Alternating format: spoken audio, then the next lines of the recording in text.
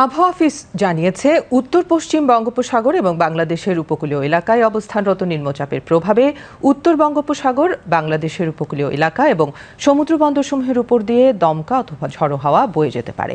চট্টগ্রাম, কক্সবাজার, মোংলা ও পায়রা সমুদ্রবন্দরসমূহকে ৩ নম্বর স্থানীয় সতর্ক সংকেত, আমি আবার বলছি ৩ নম্বর স্থানীয় সতর্ক সংকেত দেখিয়ে যেতে বলা হয়েছে।